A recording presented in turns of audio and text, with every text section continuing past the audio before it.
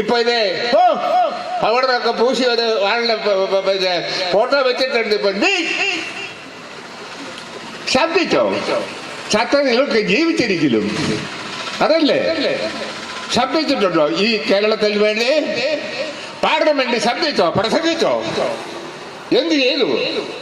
ചുമ്മാതെ വന്നിരിക്കുക പൗഡർ പൂജി, പിന്നെ ബ്യൂട്ടി പാർലറിൽ കയറി വെള്ളം പൂജിയിട്ട് പടം കൊടുത്ത് ജനങ്ങളോടൊപ്പം നിൽക്കാതെ, ജനങ്ങൾക്ക് വേണ്ടി ശബ്ദിക്കാതെ, വർത്താനം പറയാതെ സംഘൻ ഇല്ലേ? സംഘന്മാരുടെ ഏൽപ്പിച്ചോ? കഴിഞ്ഞ വോട്ട് ചെയ്തവർക്ക് അനുഭവിച്ചു. ഇനിയും വന്നിരിക്കുക ഞാൻ ഇപ്പൊ ഉണ്ടാക്കാം ഒലത്താവെന്നും പറഞ്ഞു. നന്നായി വലുതേക്കുള്ളൂ, നന്നാക്കുമ്പോ. അതുകൊണ്ടാണല്ലോ കെട്ടി വെച്ച കാശ് കൊടുക്കാൻ പാടില്ല. നീതിബോധമുള്ളവരാണ്. അതാ ജോർജ് ഇവിടെ MP ആയിരുന്നല്ലോ. ഇവിടെ MP ഉണ്ടെന്ന് തോന്നി അന്നല്ലേ? ഇതിനു മുമ്പ് തോന്നി പിന്നെ ലോറൻസ് MP ആയിരുന്നപ്പോ. അതിന് മുമ്പുണ്ട് PJ കുര്യൻ നേരെ പടിയായിരുന്നു. പെണ്ണുപിടി എന്തെല്ലാം കേസാണ് ഉണ്ടായത്. എല്ലാം നമ്മൾ മറന്നോ? ഒക്കെ മറക്കുക ആളുകൾ. പാടാകെ മാത്യു കൈപ്പത്തി അല്ലെ വേറെ സാധനമായിട്ട് വരും ചിഹ്നം. എല്ലാവരും ഒന്ന് കുത്തിക്കൊടുത്തു.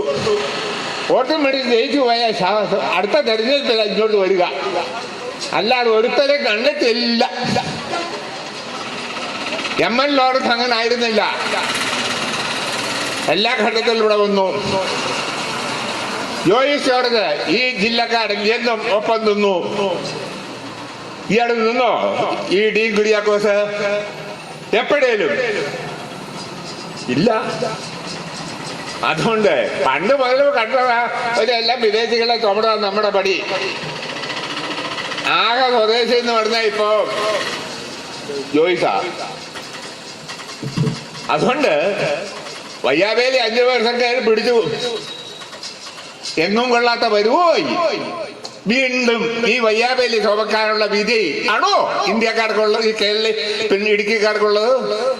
അതുകൊണ്ട് ഇവിടെയുള്ളവര് കേരളത്തിന്റെ ശബ്ദം കേന്ദ്രം കേരളത്തോട് അവഗണിക്കുമ്പോൾ അതിനെതിരെ ശബ്ദിക്കുന്നവൻ, അതിനെതിരെ പൊരുതുന്നവൻ പോകണം. കണ്ണനല്ല പോകേണ്ടത്, അതിന് പൊരുതാൻ ആർജവമുള്ള ആളാണ് സഖാവ് ജോയിസ് ജോർജ്. കാര്യം അദ്ദേഹം തെളിയിച്ചു കഴിഞ്ഞിട്ടുണ്ട്.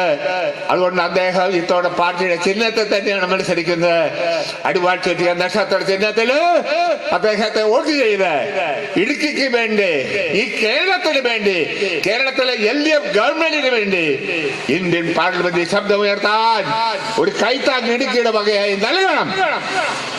ജോയിസ് ജോർജിനെ വലിയ ഭൂരിപക്ഷത്തോട് വിജയിപ്പിക്കണമെന്ന് അഭ്യർത്ഥിച്ചുകൊണ്ട് നിങ്ങളെ